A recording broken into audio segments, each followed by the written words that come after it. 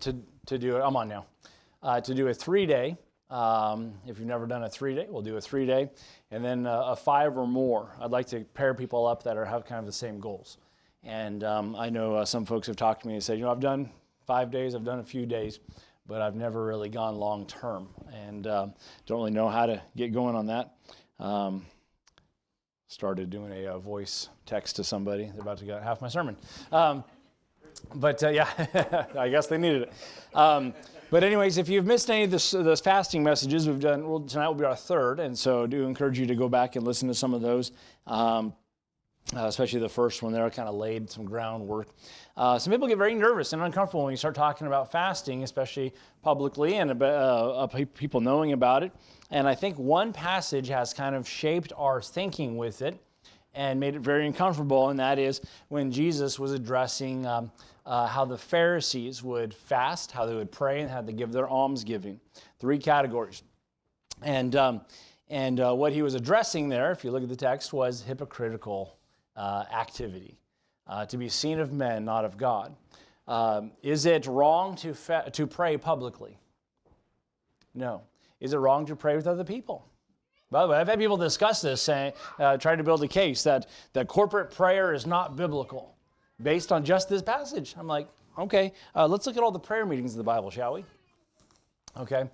Now, I do believe some things are better caught than taught. And with fasting being a spiritual discipline, which I believe it is, there is some physical aspect to it of learning to discipline yourself. There's a lot of it that's a mind over matter. What did Paul say? He said, I bring my body into subjection. What does that mean? It means he's disciplining his physical body.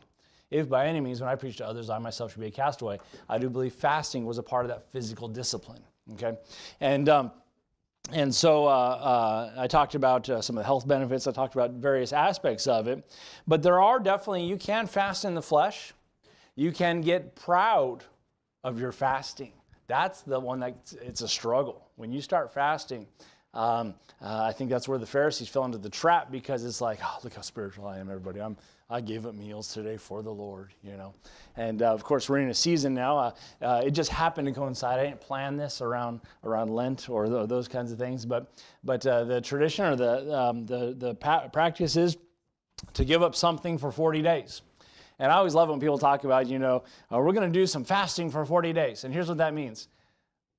And I'll tell you right away, it does not mean a 40-day fast, okay? But they'll say, we're going to do 40 days of fasting and prayer. And so if you want to give up social media for 40 days, if you want to give up coffee for 40 days, or one pastor even say, if you're going to give up drinking for 40 days, I'm like, how about just give up drinking if you're a Christian? But anyways, that's another topic, another time. But giving up all those things, and those are wonderful, by the way. We talked about that before last couple of weeks. That's a sacrifice, but that's not fasting. Okay? Fasting is you've given up food. All right? One guy even said, fasting is giving up something that you need to draw closer to the Lord. And then he started listing things that you didn't need. It's like, that's not a need. You don't need social media. You don't need some of these things, okay? You do need food. All right? So we talked about 3 categories. We talked about the absolute fast, where there's no food, no water, all right? And what's the most you can do with that? All right. Definitely wouldn't go past 5 days. That'd be the absolute limit. But I'd say 3 days. That probably would be wise not to go past 3 days, okay? But usually that's for like an all-day thing, absolute fast. You're going to have a headache. You're going to be thirsty, tired, dehydrated, hangry, those kinds of things. All right. The regular fast is food only. I'm sorry, food only. Sign me up for that fast, please. Water only, no food. Water only, no food. And then there's the Daniel fast, where he went down to the bare minimum, where he had just lentils or just some bare minimum when he refused to eat the king's meat. And then later on, there was another fast where he fasted 21 days. When you look at Daniel. I might get into that one next week a little bit. But so we talked about some of those things in regards to fasting. Now, some people will say, well, I'm doing a social media fast, okay? That's wonderful. That's a sacrifice. That's something for the Lord, and that is what that is. But that's not fasting as we call that in the Bible, okay? You may give up other things, and I think there are times where we should probably take a break from some things that that aren't necessarily bad, but maybe they're getting out of balance in our lives that we should probably take a break from and do like a reset, all right? Sometimes it's good to just reset even some of our dietary habits, all right? I started today getting coffee out of my system. We'll see how this goes. I've got quite a headache right now. But you know what? I'll be honest, I'm dependent on coffee, all right? And I used to have no problem. I can go a day without coffee. I could go get coffee before I go to bed, and it didn't bother me. And then I hit, I don't know what age, but all of a sudden it's like, oh no, I'm addicted, okay? It took me 15 years, but I'm addicted, okay? And it's that army. It got me addicted to coffee, okay? So it's good to sometimes purge yourself of those things. When you become dependent on things, when we are brought under the power of something else, it gets very concerning, okay? Doesn't mean it's necessarily going to take us into wickedness, but as the Apostle Paul said, I bring my body into subjection. If I can't be disciplined in some of these smaller areas, it might give me an indication of how I will act on some weightier matters when they come my way. Temptations come in all kinds of forms, folks. And it's not just the blatant sins. It's not just the top ones that tend to trip people up. It could be something that will sneak up on you, like a self-righteous critical spirit, like unforgiveness. It could be all kinds of stuff that even can become a gateway sin to other things. Just because we realize there's something in my life that might be a little out of balance and I did not get control of that thing, okay? Now, why do we never hear about preaching about fasting? Because we're Baptists. Because we're gluttons. And that points out a pretty serious stumbling block that a lot of people are tripped up by. It's the same reason why a lot of preachers down south wouldn't preach about smoking or tobacco, because they had tobacco farms. So instead, the preacher even chews, and they have a spittoon right here on the platform, and he's preaching away. And I'm telling you, there are churches like that down south. Okay, these are areas that can trip us up. How many overweight preachers are there out there, you think? I'm not trying to be mean or anything like that, but we struggle with this one because as Americans, this is something that trips us up. It's something that tells on us because, quite frankly, you can't hide it. Now, I will say this, I'll be honest with you, for many, many years, I was a skinny glutton. See, my metabolism hid my sin. But I'll tell you what, I have a sweet tooth like nobody's business. Now, we have kind of a habit, like in our family, we've kind of purged a lot of sugar out, and every once in a while I'll have a cheat, and I regret it. I get a headache. I get miserable because I've gotten, by and large, sugar out of my system.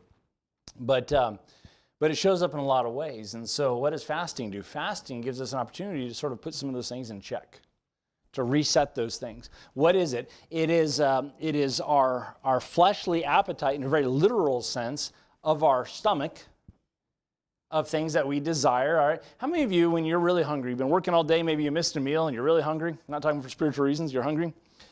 In those times, have you noticed that you crave junk food? Like, man, I want fried food, I want pizza, I want whatever. It's like when you're the most hungry, you want the worst for you food because it's like rewarding now because that tastes so good, right? That's what we do. And so the problem is when those things get a hold of us. So remember, there's several times this shows up in the scriptures. I don't have a direct reference right now. You can look it up if you want. One of the things that is accused of apostate preachers and ministry leaders and so forth is their God is their belly. That's a really interesting statement. Their God is their belly. Here's what I believe that's talking about. Their motivation is not God, the God of the Bible. Their motivation is whatever that fleshly thing that's driving them is. Whatever satisfies their flesh or their belly, that's their motivation. So you know what? They're going to preach for the crowds, or they're going to preach for the paycheck. They're going to preach for whatever it is. Now, in some cases, it may literally be their belly. It's for the buffet. But what is this? This is an indicator of some other things. If I can't discipline my diet,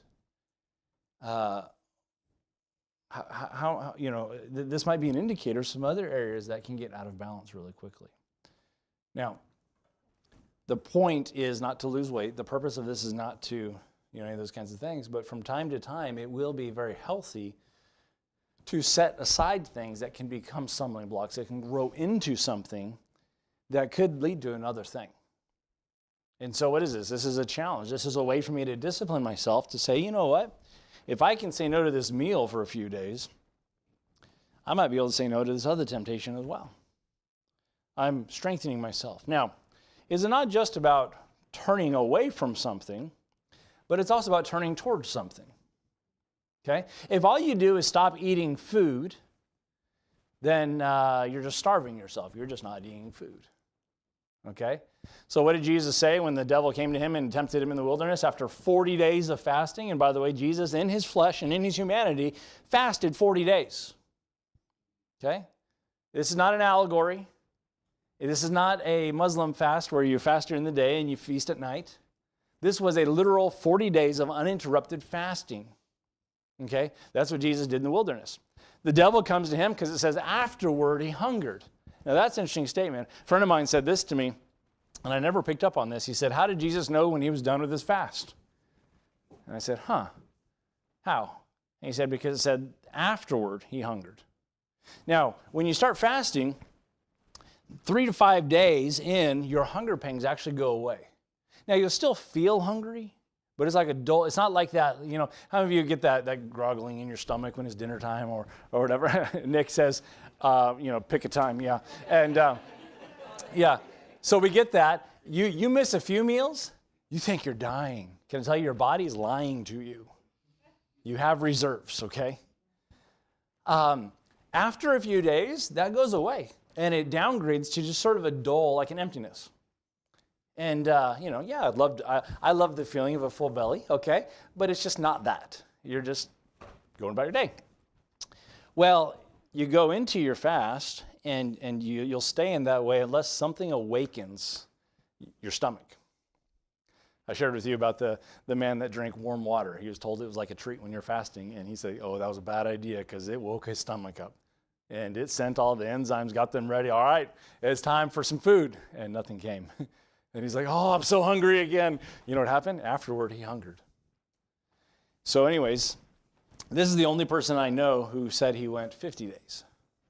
But he says he went 50 days, then he got hungry. And I was like, that's interesting. I don't know if I'd build a doctrine out of that, but I can see where he pulled that. After the 40 days, it says that Jesus hungered. Serpent comes to him, and what does he do? The first temptation, hey, Jesus, I have an idea. See the stones?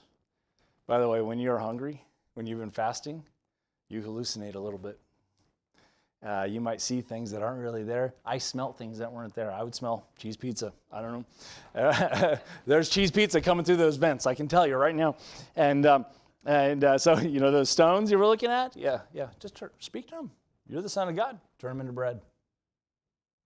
And what does Jesus say? He says, men shall not live by bread alone, but what? Every word is proceeded out of the mouth of God. By the way, make sure your Bible has that in there because some translations took that out. I wonder why. By the way, the Bible issue is a spiritual warfare issue. And so what does the devil try to do? He wants to get us to say, you can fast without the Bible. No. You need to be feasting on this manna while you're starving from the other food. Okay, so make sure you're in the Word. So it's not just trying to stop eating. What am I doing? I'm drawing near to God, and I'm spending time in His Word. I'm growing in the Spirit. While I'm starving the flesh, I'm growing the Spirit. All right, here's the reality. You have two, if I can say it this way, two opposing active forces in your life. And I want to be careful using the word force. I'm not talking like Star Wars or anything like that. We have our flesh, and we have the Spirit. The Bible tells us the spirit lusteth against the flesh, the flesh lusteth against the spirit, and the spirit against the flesh. But lusting, The word lust means a strong desire. The flesh has a desire to control. The spirit has a desire to control. And these two are contrary one to the other, so you would not do the things that you would. So the idea is this. One is going to take control. There's a wrestling match going on in every one of us who are saved. We have the Spirit of God in us, and we have that old man that is having trouble submitting to that Spirit of God. And there is a battle going on. Which one will take control? Now, the simple answer is, and the way we usually hear preached is, well, the one that you yield to. And the answer to that is, yes, true. But let me ask you this. Depending on how much you've yielded, which one over time gets stronger? Well, it's the one you yield to. It's the one you feed. It's the one you feed. So when we starve our physical flesh, we have potential. Now, this is important. We have potential to be strengthening our spirit. Now, potential is important because this does not just automatically make a spiritual person. Don't be a Pharisee. Just because I fasted does not make me spiritual. Okay? But what am I doing? I am weakening that old flesh, putting him down. And I'm wanting to feast or feed or give as much as I can to that spirit so he becomes strong. Now let me say, we'll get into the text here in a minute. If we are just saying no to the flesh in the food area, but we're giving it into the flesh in other areas, we're still not strengthening the spirit. There could be other things in your life that, as the author of Hebrews says, are weights. Let us lay aside every weight and the sin which does so easily beset us. It may not even be something that you would even hear preached about from the pulpit, but you know this thing is not helping you. Maybe it's, I love this one, neutral. It's morally neutral. Okay. Is it helping you? See, in this time, we want to kind of set aside anything that is going to get in the way, anything. And God even goes so far in Isaiah 58 to say, take away pleasures during this time. There was a man that was in our church in California.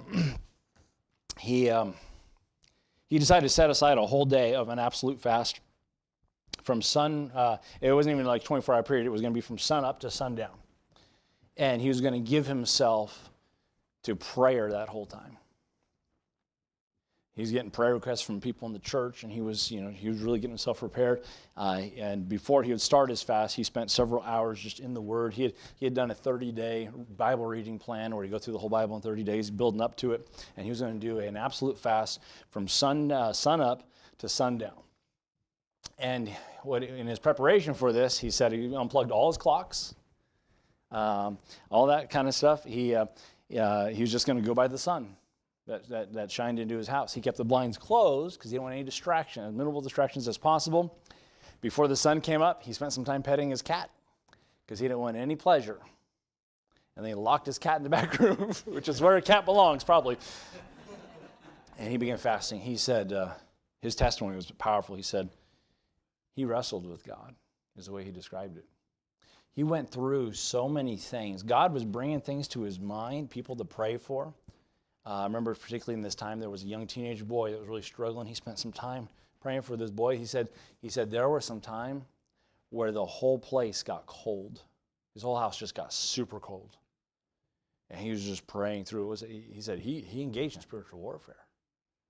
And he was praying for some very specific things.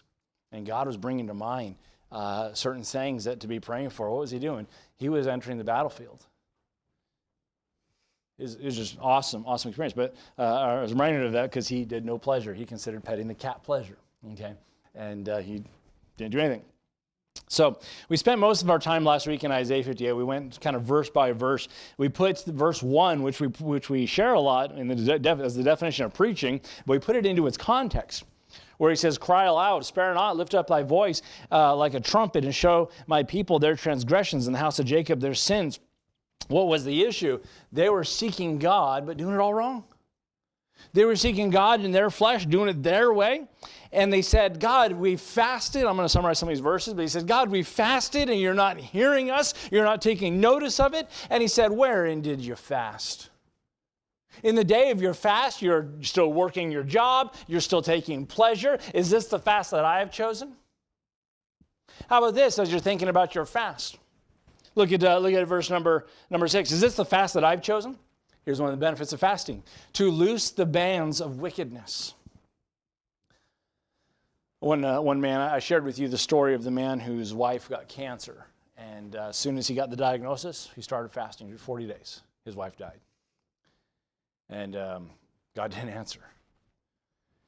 God transformed this man, though, from this day forward. He's being mightily used in Central America, in the Spanish-speaking countries. Just a tremendous preacher. Grew up in the streets of L.A., got saved. And boy, God's using him mightily these days. But God threw him into this fast. And he was teaching on fasting. And he said this, he says, you're struggling with a sin? Do a long fast. It was specifically about that sin. He says, and it may not be the one time that does it, but he says what will happen is you will break the bands of wickedness. And then he said this, he said, and you'll come out of that thing strong. You'll have broken that addiction or that habit. But over time, you'll kind of feel that creeping up again. He said, do a 1 to 3 day fast, and it resets you. And I was like, that's cool. And that was kind of his testimony, his story with that. But some great things there. But loose the bands of wickedness, to undo heavy burdens, to let the oppressed go free, that you break every yoke. Folks, what are we talking about here? This is a spiritual bondage. This is a spiritual, of course, bands of wickedness, heavy burdens. You ever been weighed down? You ever had a heavy burden? Let the oppressed go free. Free from what? The bondage. Break every yoke. And then it goes on. We spend so much time preparing ourselves for the fast. Is this not to deal thy bread to the hungry? Hey, let's not forget, we're still here. Let's not forget others. While you're not eating, why don't you take your bread and give it to someone else so it doesn't go to waste? That's a practical idea. But let's not forget those things. We spent a lot of time there last week, so let's kind of move on down here. Some of the benefits. I love verse number 8, the benefits of fasting. We talked on this last week, so I'm just going to read them. But it says, then shall thy light break forth as morning. Again, I encourage you to get last week's message. Light break through as morning. You're going to have clarity. Thine health shall spring forth speedily. By the way, there are some tremendous health benefits to this. Thy righteousness shall go before thee. By the way, when you fasted well, you have a spiritual sensitivity about you. The Bible talks about sin becoming exceedingly sinful. You know what tends to happen in our lives because we're around filth every day? Sin gets less sinful to us. We don't blush about it anymore. It doesn't bother us anymore because we've seen it so much. Think about that. Our society, we tolerate so much sin. I mean, all you have to do is look at Pew Research surveys on how Christians feel about certain social topics. The number of Christians today that are for abortion. The number of Christians today that are for gay marriage. The number of Christians that are for a lot of these things. I'm not talking about like, oh, I'll tolerate it. By the way, you know who the most tolerant people are in the world? Christians. No, they're not. They're not intolerant, or they're not tolerant. They're so intolerant. They're always preaching about it. Listen, preaching is not intolerance. Tolerance is, in order to tolerate something, you have to, by nature, disagree with it. And you can live peaceably in society anyway. You know who's intolerant? Those who want to force you into something, to agree to something, to approve of something, whatever. That's intolerance, trying to force you to have their opinion or you're labeled as the bigot. Okay? Now, you can be ugly about it, and I'd say you can definitely cross a line where you're being intolerant because you are being hurtful, okay? But I'm talking about going to the point of praising it or being for sin. When you go through these things, you get a renewed sensitivity to spiritual things. Here's the caution I shared last week. Be careful that you don't come out of a long fast and become self-righteous and judgmental. That can creep in and you didn't expect it. Because maybe you weren't that way before, but that increased sensitivity can make you start looking down your nose at even other Christians. Be careful not to fall into this. This is how the devil wants to take something that's good and mess it up.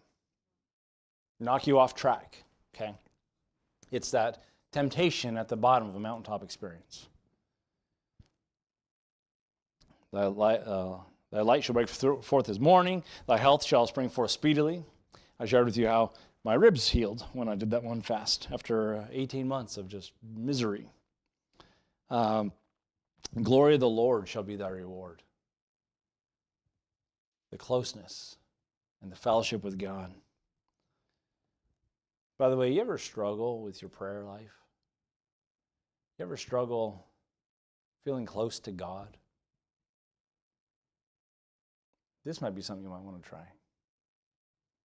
Where you're very intentionally setting aside all kinds of other things in your life, accompanying with fasting, not eating, but with that, you're getting rid of extracurricular stuff for a season. Fun, games, pleasures. You're saying, God, I just need to draw close to you.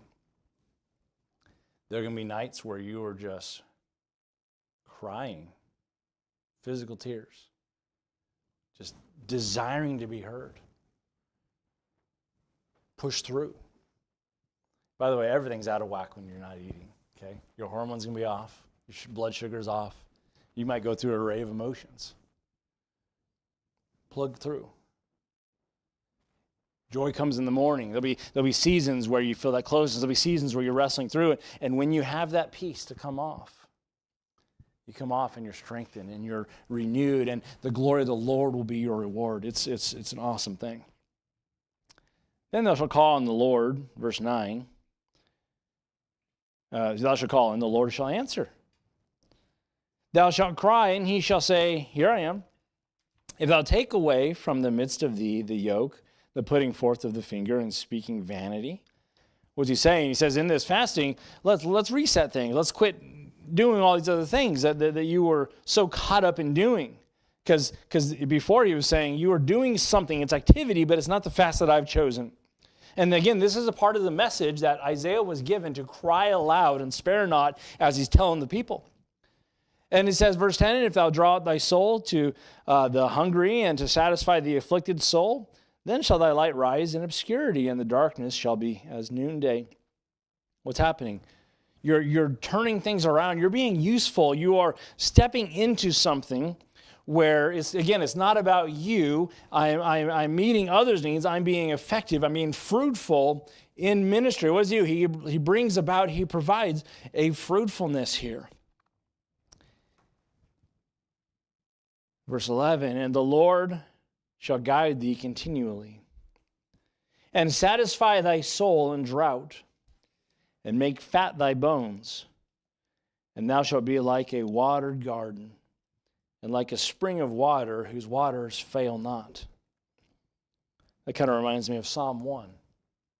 About the man who delights in the law of the Lord, and the result of that, he's like a tree planted by the rivers of water, and he brings fruit in his season, and his leaf doesn't wither, and whatsoever he does prospers. Why? Because he delighted in God. He sought after God. And what is this doing? This is kind of resetting. It's getting us back to that place. And what's the result? God says there's a fruitfulness. There's a springing forth of something, a fruitfulness and strength.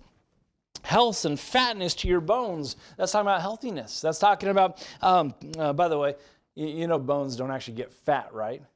But they can get healthy. There are strong bones, there are brittle bones. It's a picture there of health, of strength. Fruitfulness, John 15:8. Herein is my Father glorified, that you bear much fruit.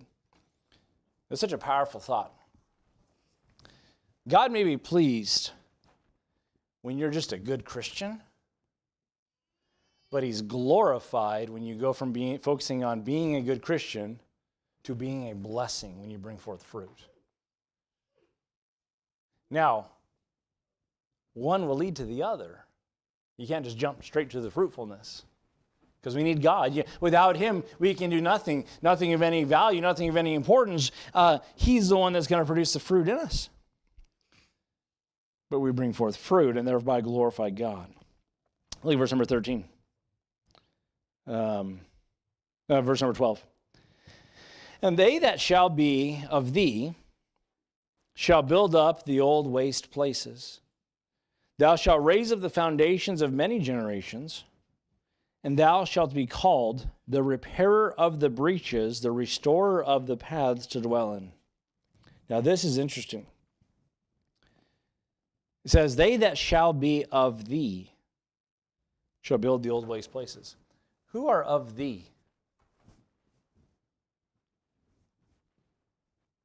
Your people.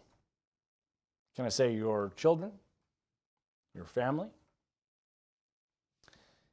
How many of you are familiar with the concept of a generational curse?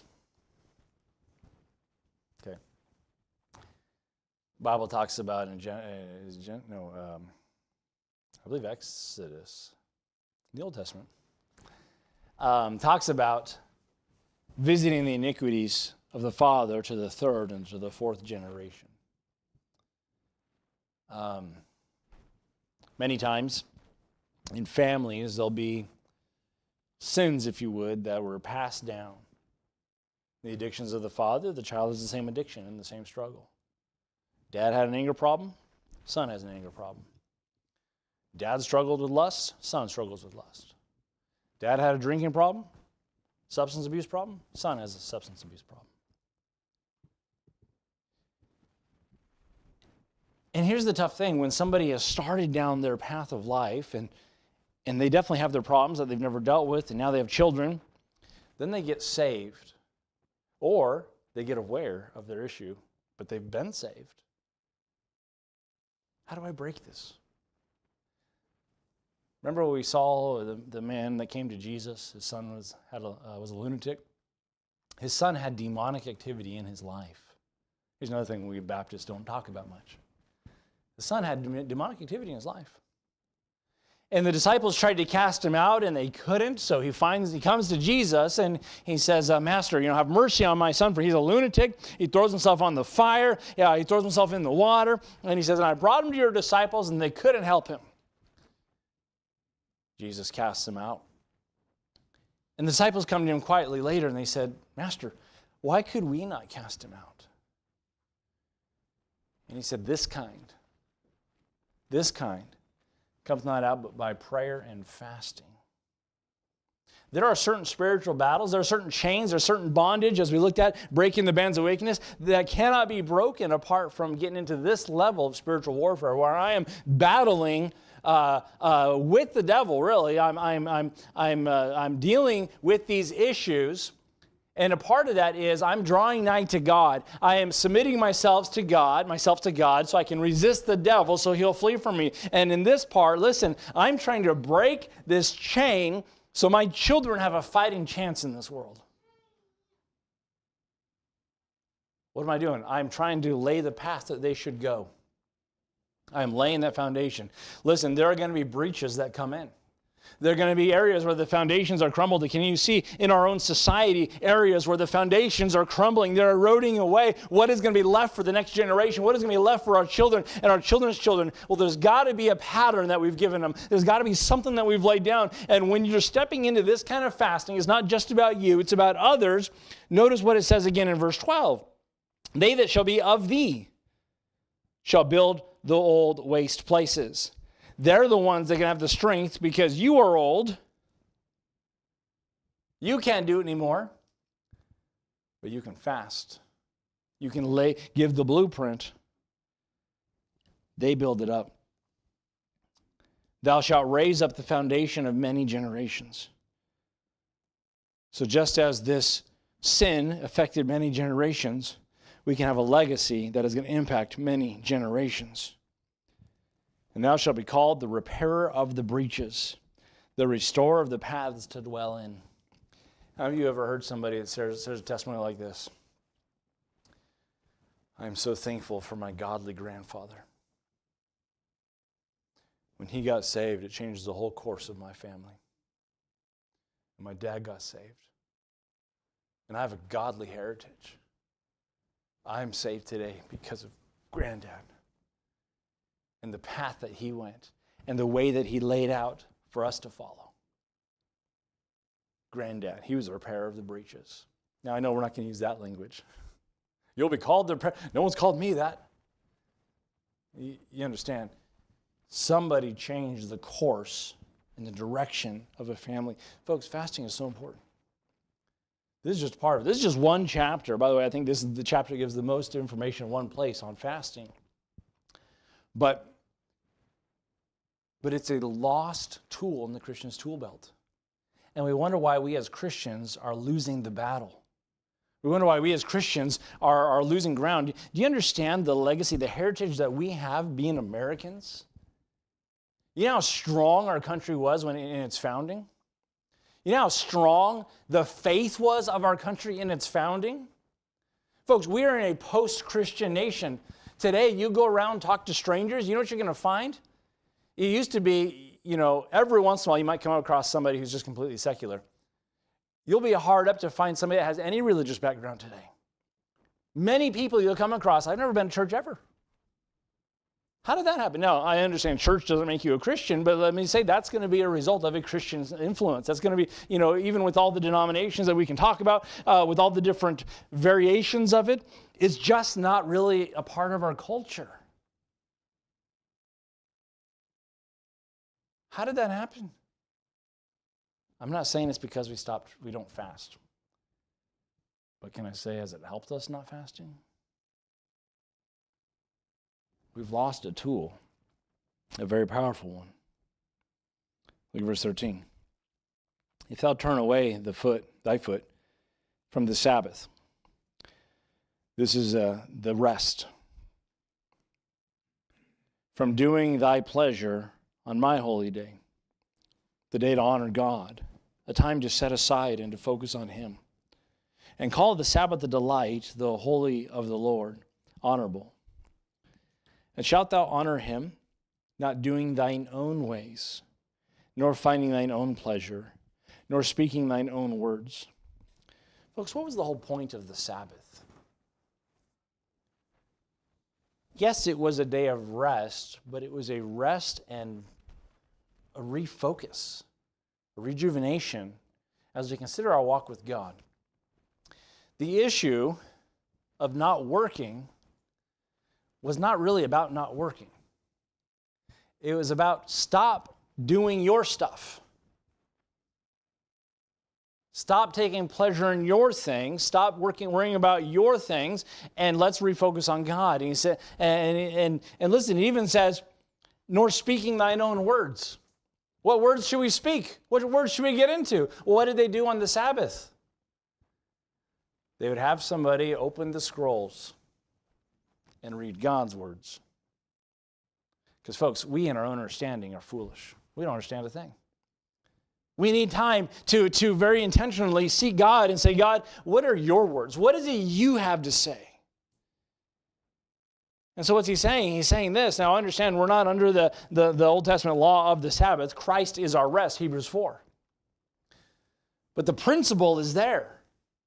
That as we are seeking God and as we are resting in Him, we need to make sure that we're intentionally taking time to set aside and say, God, I need to refocus on you.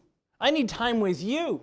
Hey, maybe you have a disciplined life in your Christian journey and you say, yeah, I have an hour every day I spend with God interrupted in our busy, crazy society. And I say, good for you. We get so behind sometimes that I think we need to stop and intentionally say, God, I just need a day with you. I need a few hours. And already this stresses some of us out because no, there's too much to do. That's what he's pointing his finger at. There is too much to do.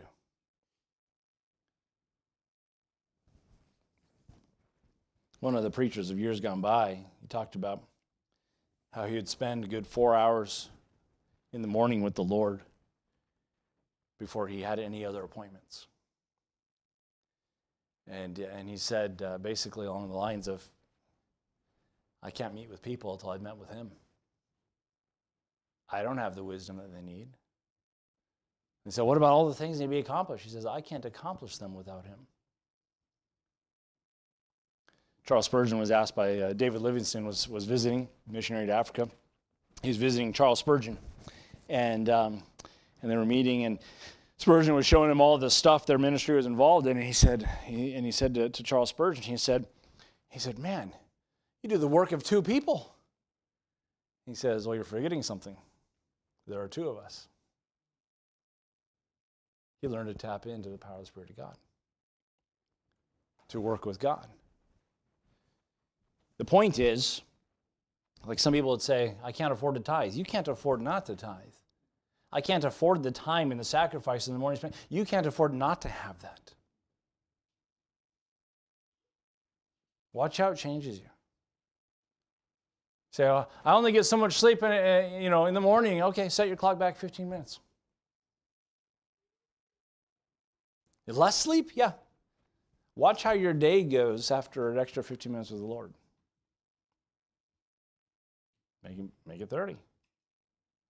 What I'm just saying is things change when the priorities change. Verse 14. Then, got the priorities right, got everything, our purposes right, our spiritual warfare, we've engaged in this battle. Then shalt thou delight thyself in the Lord. And I will cause thee to ride upon the high places of the earth, and feed them with the heritage of Jacob my father, for the mouth of the Lord hath spoken it.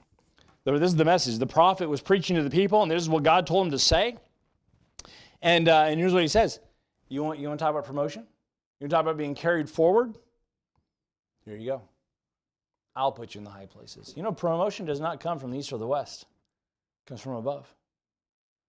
God's the one that elevates, and God's the one that lifts up. Humble yourself in the sight of the Lord, and he shall lift you up. The problem is we're self-made people. We're Americans, after all. And we say, I just got to work harder. I got to do better. No, you need God. You need God. Psalm 37, verse number 4 tells us this, delight thyself also in the Lord, and he shall give thee the desires of thine heart. Commit thy ways unto him, and he'll bring it to pass. What are you talking about? So what you're saying is, I can, after all, use God as my genie in a lamp and get my wishes. No, you missed it.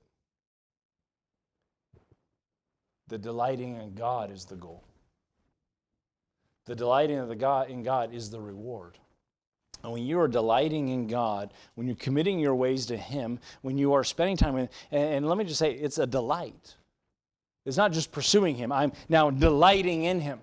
If you're just checking your boxes on your list to get through your reading thing for the year, by the way, you should do that. I'm not saying don't do that. But if that's all you're doing, thinking, I'm going to grow spiritually, you're not delighting in the Lord. By the way, you're not really delighting until you're saying, you know what, I can't wait to get back to the Word. I can't wait to get back to my time with the Lord. And can I tell you, we all struggle with this.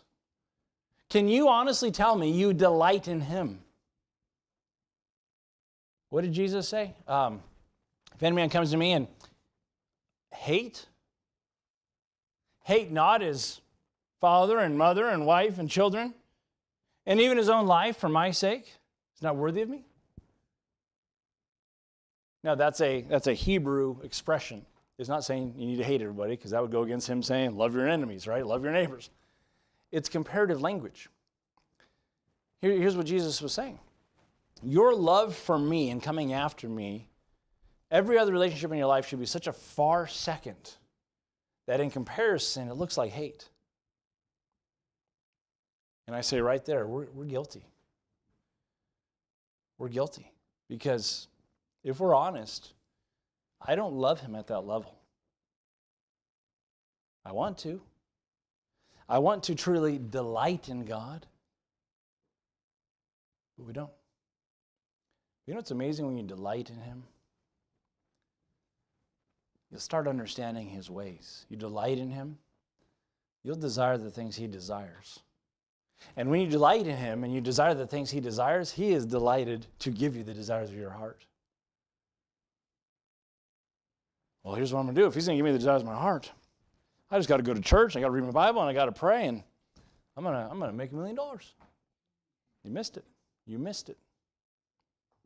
Because you never delighted. We delighted him. What does it say there, 14? Then shalt thou delight thyself in the Lord. And I will cause thee to ride upon the high places of the earth. Feed thee with the heritage of Jacob, my father.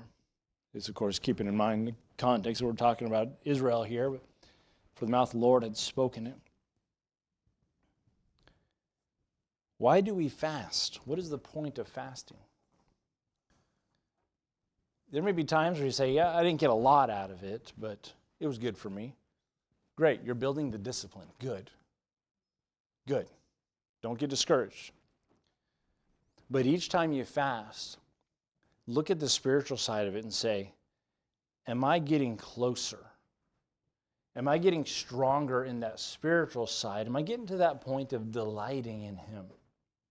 Folks, let's get away from this whole thing of do's and don'ts and checklists and what does a good Christian look like and act like and behave like, and get to this place of desiring him, delighting in him.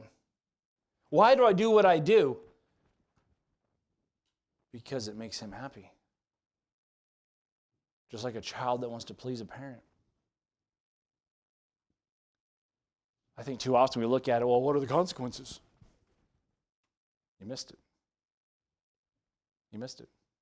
If my children only behave so they don't get a whooping, that's a southern term, then I don't have their heart.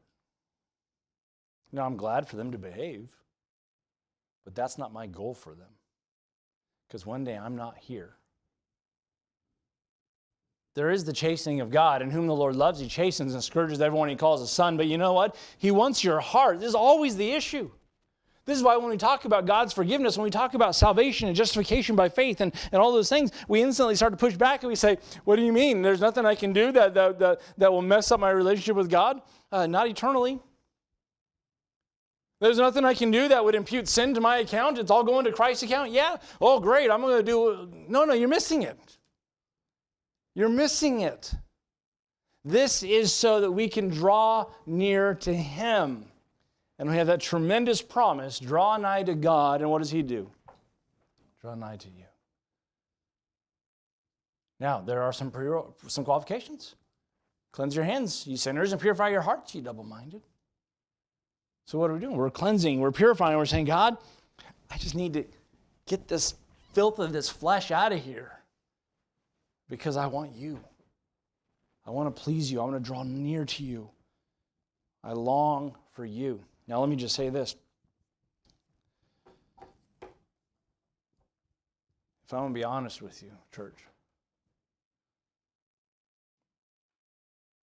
sometimes talking like that goes right over our heads. Because if truth be told, we don't really want him. So can I say this? For your sake, we need to get to the place where we want to want him.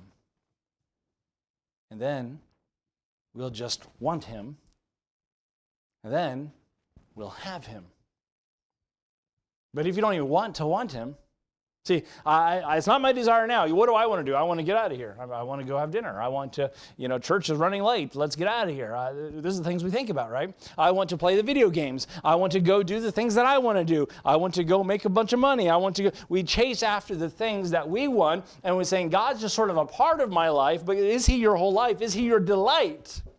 So we sit back and we listen to something like this. We listen to a message about the love of God, and we say we love him because he first loved us. And you say, you know what? Do I really love him? I want to love him. But if truth be told, if I had somewhere better to be, I just might be there. So start with wanting to want him. wanting to want him.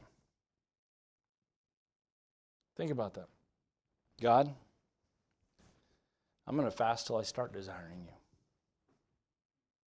Break this old hardened heart. Show me the goodness of God. For we know it's the goodness of God which leadeth thee to repentance. So I'm not getting up till I have a taste of you. And like the proverb says, taste and see that the Lord is good. When I've tasted that, then I'll start wanting to get back there. David had a great longing for the Lord as you read through the Psalms. He had a great desire just to be near God, to be in God's sanctuary, to be in the congregation. One thing I have a desire to the Lord, and that will I seek after, that I may dwell in the house of the Lord all the days of my life. David just wanted to get back there. He had a longing to be with the Lord. When you've had that, you want to get back there. And when you get dry, you're thinking, it's been a while since I've wanted that. So can I say, if nothing else, maybe we need to put off some things just so we can want the right thing. Blessed are they which do hunger and thirst after righteousness, for they shall be filled. Why do we not hunger and thirst after righteousness? I've said this before, because we're full of junk food. When you're full of junk food, you don't have a taste for health food. Right? Who wants broccoli after they just had a Snickers? Not me, I'm good. Well, there's some weird ones always, but you're probably the one delighting in the Lord too. So, but think about this now. When we are so full of world and pleasures, even the neutral things, we don't hunger for him. Our society has really advanced a lot in a lot of ways, hasn't it? The devil's done so good, woven in through all of that, that simply distraction, distraction, distraction. So as soon as someone walks by, something that might draw them to the Lord, the devil, hey, look at something shiny, something shiny. Look at this over here. Till it gets to the point where I have to discipline myself to love God. Yeah. It's not going to come naturally, guys. We love him because what? Who initiated it? God did. Who's still initiating it? God. We lose sight of the love of God. We get distracted. We don't seek him. What is fasting? It's really an opportunity to sort of say, God, I'm setting aside these distractions because I need you. Do you understand we need him? We need him. We need to need him. Without him, we can do nothing. Father, we thank you for our time tonight. And Lord, I know we didn't really dig deep this evening. I think this is something that we need so desperately. You want a people that delight in you. You want our hearts. You want our appetites. Lord, I pray that even beyond fasting, whatever we are giving ourselves for, Lord, that you'd help us to kind of recognize there are good things in life that we can give ourselves for, but sometimes the good things can rob us of the better things. Help us, Lord, to seek after the best things that draw us close to you, that we delight and passionately pursue our Savior, the one who gave so much for us. And when I think about the sacrifice of Christ, I ask myself, is any sacrifice too great that I can make for you? Lord, I pray that as many have already started doing some fasting, that we'd tap into something here.